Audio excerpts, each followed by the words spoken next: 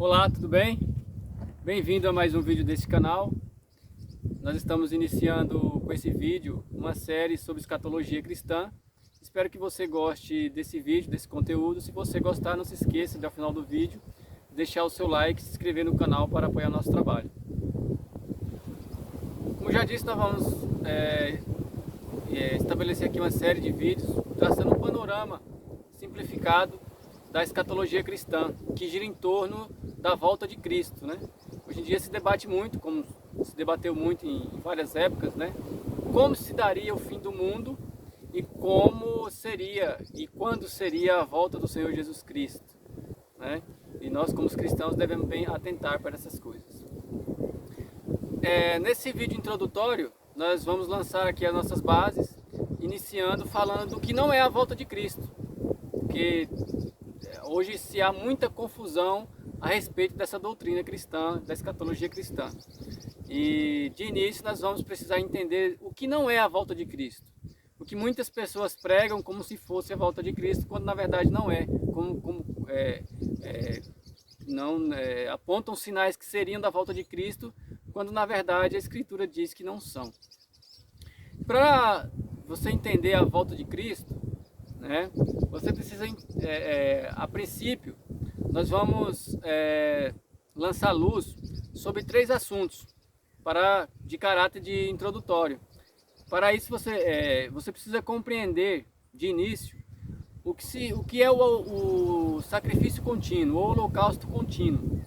E você precisa saber o que são as 70 semanas de Daniel, como também a destruição de Jerusalém.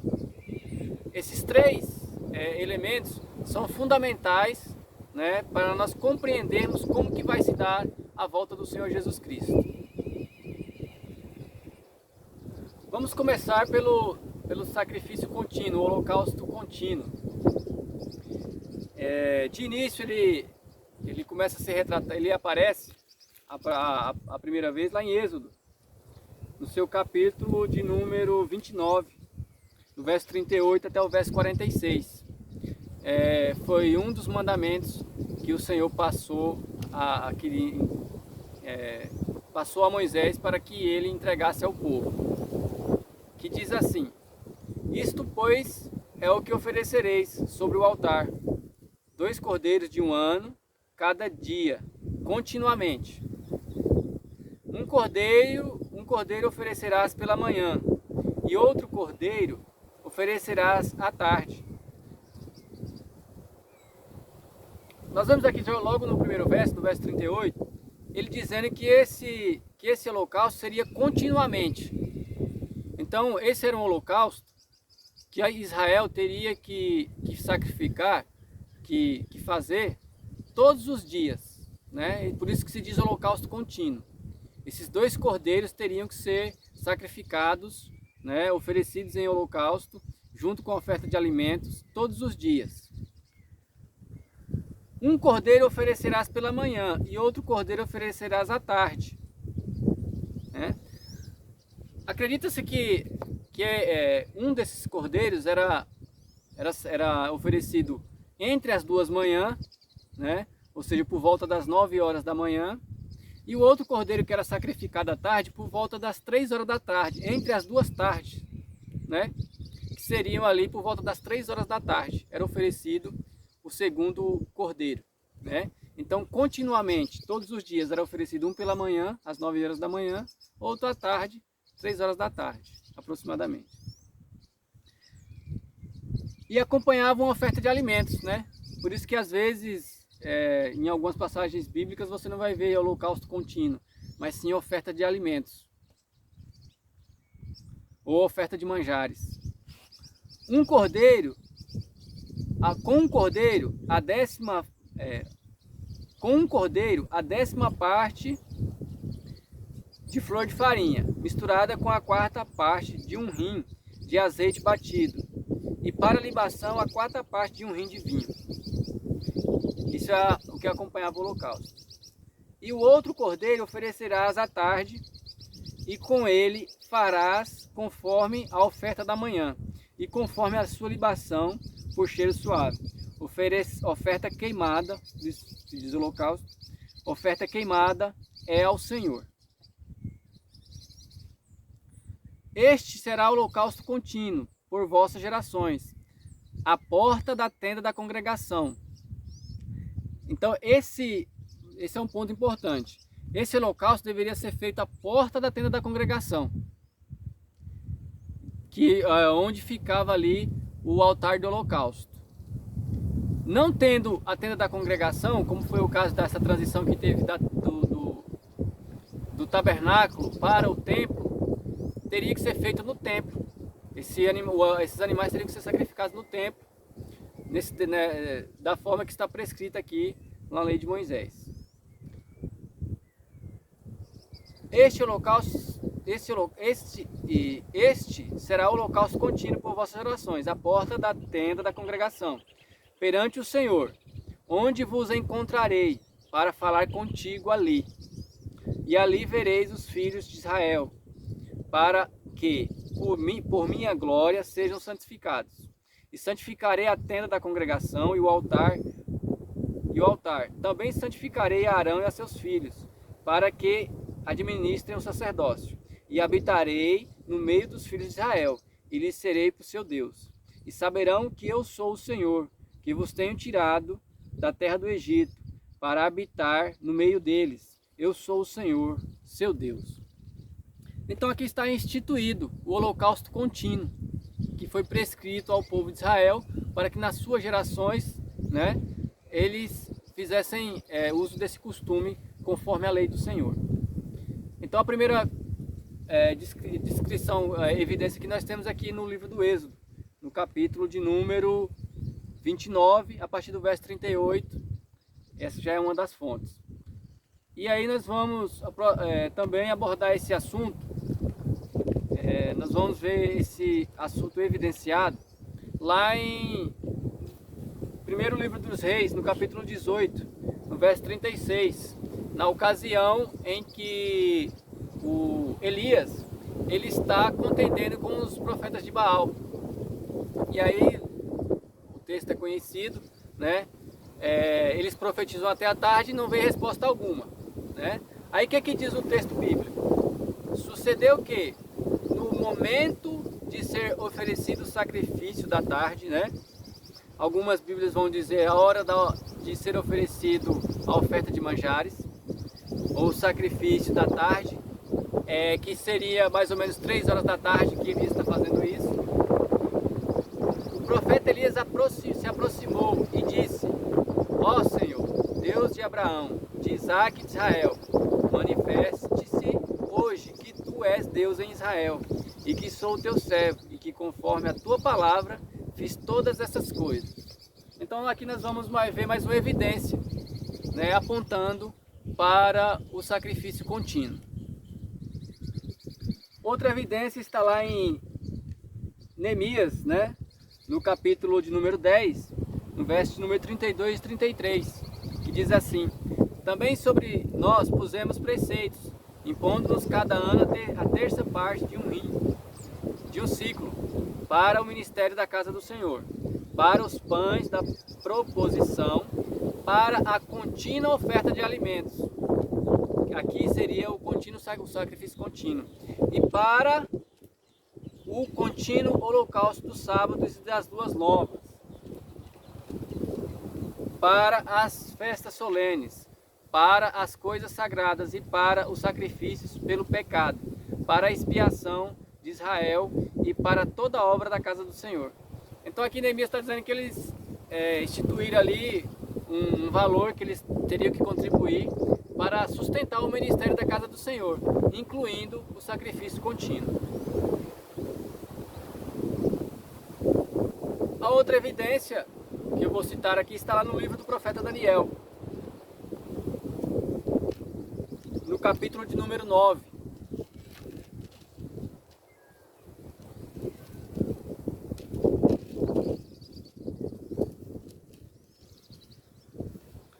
Capítulo de número 9, a partir do verso 20, E aqui nós vamos comentar um pouco acerca do holocausto contínuo, depois nós já entraremos na questão das 70 semanas de Daniel. Então é de fundamental importante você conhecer a existência dessa cerimônia que era feita pelo povo de Israel, né? E a questão dos horários, nós vamos ver que um era oferecido pela manhã e outro pela tarde. E nós vamos ver que aí há uma semelhança, né? Como se tivesse também uma figura, uma profecia, um apontamento para Cristo, no que diz respeito ao horário da crucificação. Nós vamos ver que o Senhor Jesus, ele é crucificado às 9 horas da manhã, entre as duas manhãs, conforme os evangelhos, e ele expira às 3 horas da tarde, que seria a hora do sacrifício da tarde, a hora da oferta de alimentos, né? Então tem muita semelhança aí, essas duas passagens, né? E isso é de fundamental importância nós conhecermos. Passando do holocausto contínuo, agora nós vamos falar das 70 semanas de Daniel, né? E aí, aqui é como se fosse uma transição. Saindo do sacrifício contínuo, nós vamos falar das 70 semanas de Daniel. E você vai ver que o anjo que vem falar Daniel, ele vem falar justamente esse horário. Mais especificamente, a hora do sacrifício da tarde, que são as 3 horas da tarde. E diz assim, a partir do verso 20, Daniel, capítulo 9, a partir do verso 20.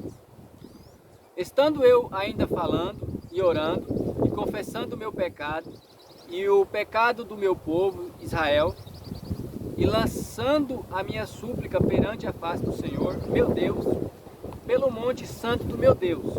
Daniel estava orando em prol do povo. E veja que ele diz assim, do meu povo Israel. O povo de Daniel é de Israel. Isso precisa ficar bem explícito. Estando eu, digo ainda falando na oração, o homem Gabriel, que eu tinha visto na minha visão no princípio, veio voando rapidamente e tocou-me.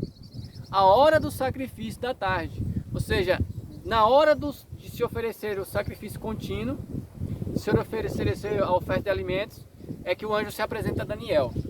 Claro que nessa época já não estava sendo oferecido, só faz menção do horário, porque o templo já havia sido, provavelmente já havia sido destruído, né?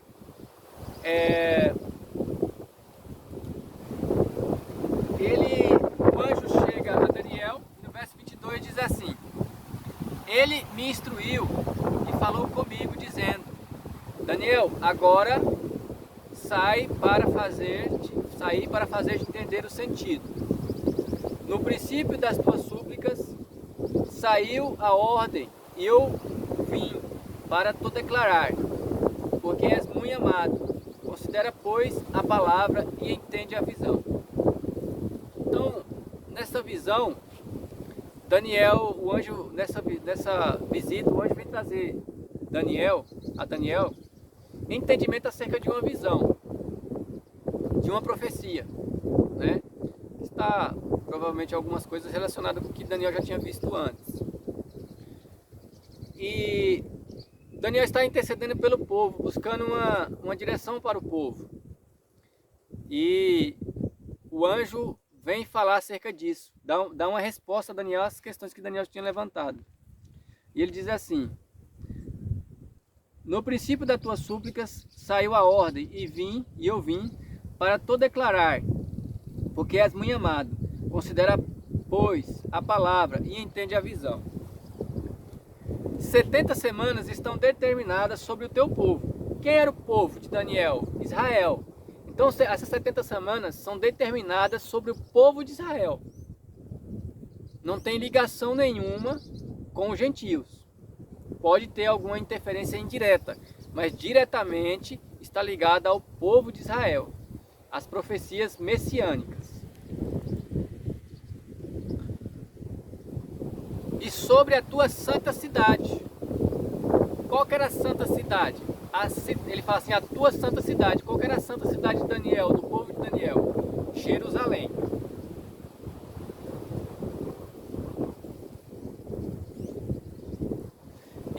E para cessar a transgressão, e para dar fim aos pecados, e para expiar a iniquidade, e trazer a justiça eterna, e selar a visão e a profecia, e para ungir o Santíssimo.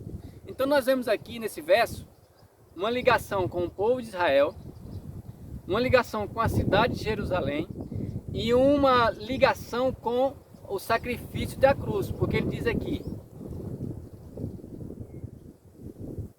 e para dar fim aos pecados, e para expiar, fazer expiação à iniquidade, e trazer a justiça eterna, fala de algo eterno, aliança eterna,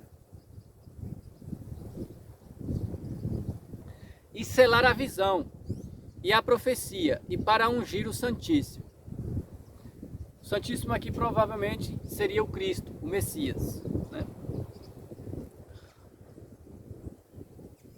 E depois das 70 semanas, sabe e entende, desde a saída da ordem para restaurar e para edificar a Jerusalém, até o Messias, o príncipe, haverá 70 semanas.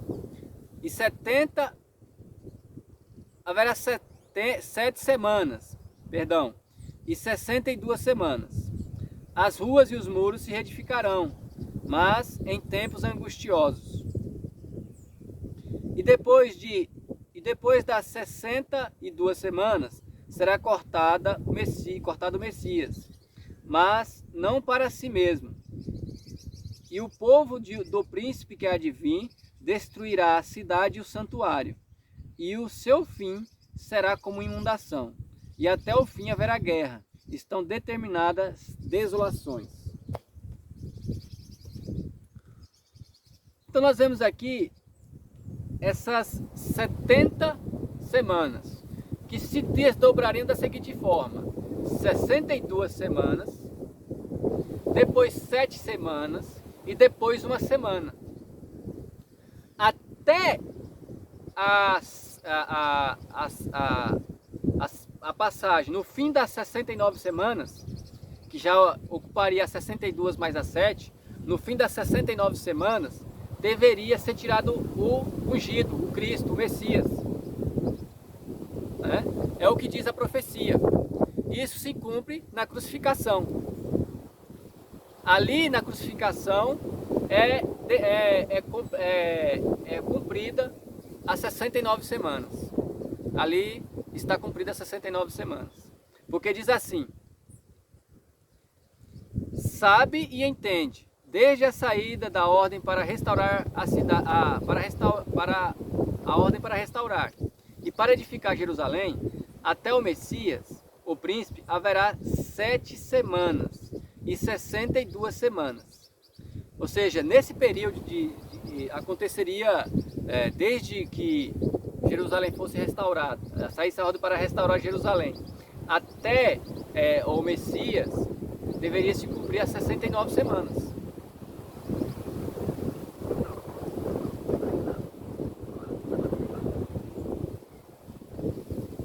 As ruas e os muros se reedificarão, mas em tempos angustiosos. Essa questão da ordem para restaurar Jerusalém, nós não vamos abordar em minúcias porque demandaria muito tempo e uma abordagem histórica também de muito tempo. Mas aí nós vamos entender esse período aí, quando Israel acaba o exílio de Israel, que os judeus voltam do cativeiro, restauram a cidade, né? E aí vai dar um período de mais ou menos aí 490 anos até o Messias.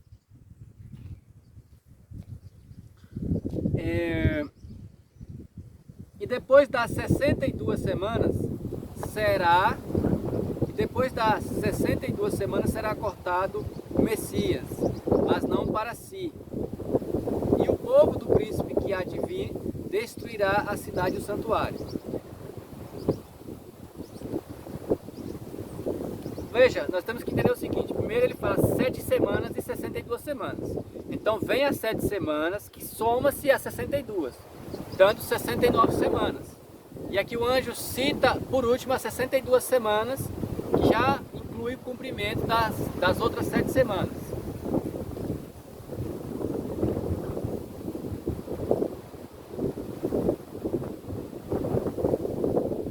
E nós entramos no verso 26, onde ele cita: e depois das 62 semanas será cortado o Messias, mas não para si.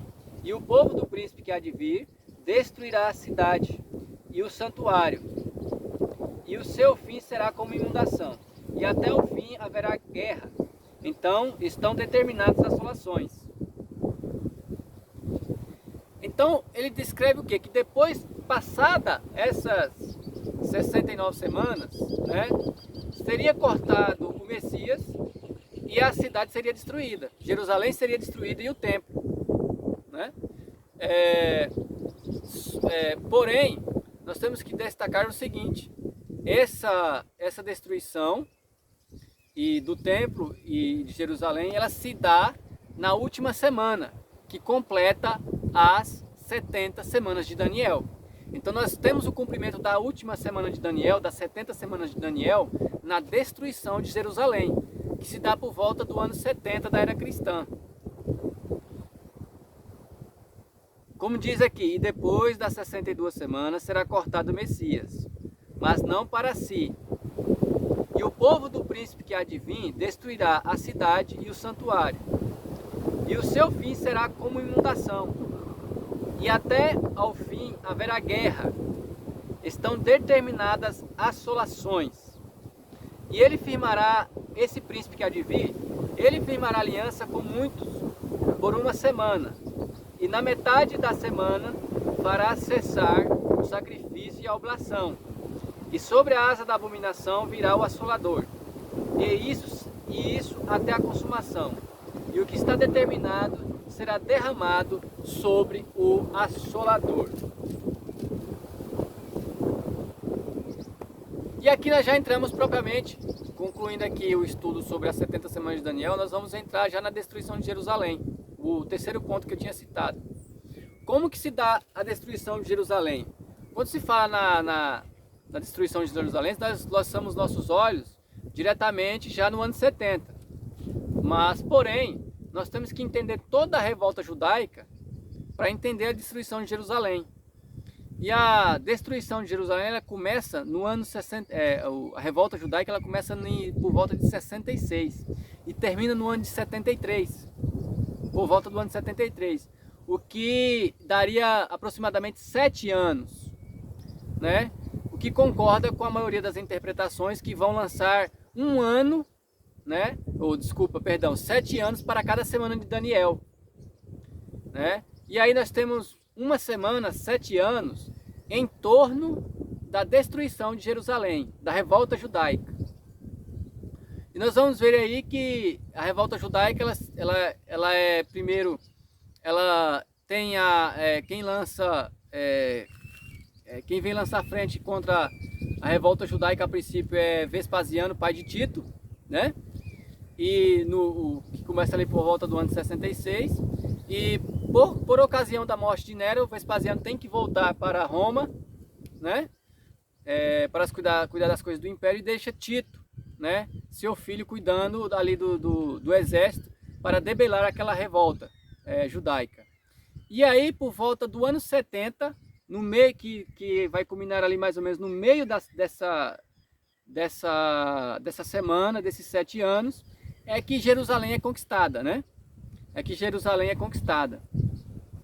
Que aí nós vamos entender. Essa questão da aliança, né? Provavelmente o príncipe do povo, o povo é os romanos, e o príncipe seria o general, o príncipe romano, um general que seria Tito ou Vespasiano, e que a profecia aponta, né?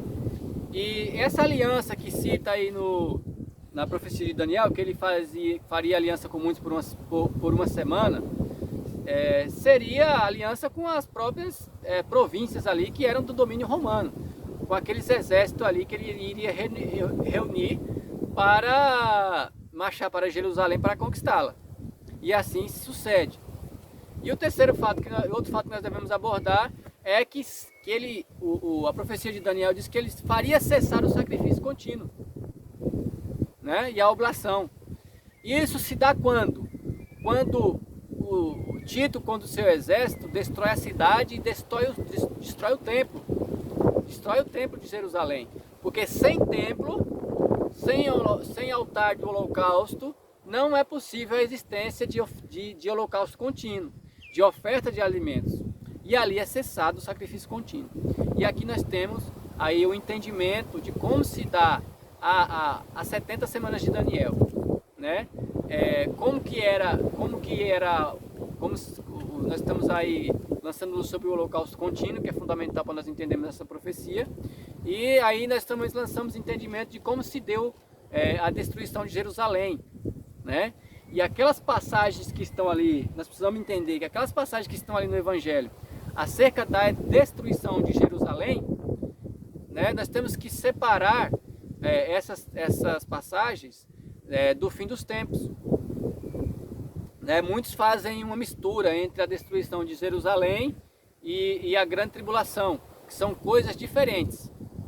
Então, a destruição de Jerusalém está ligada à profecia, às 70 semanas da profecia do profeta Daniel, né? Como nós vamos observar mais para frente, né? Nos evangelhos, a ligação que a profecia do profeta Daniel tem com a destruição de Jerusalém, e não, mais propriamente, as 70 semanas. A ligação que as 70 semanas tem com a destruição de Jerusalém, e não com os fins dos tempos e com a volta de Cristo.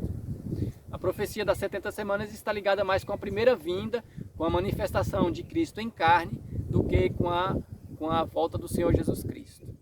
Então aqui ficou esse resumo, esse primeiro vídeo, para você ter uma ideia do que não é a volta de Cristo, né?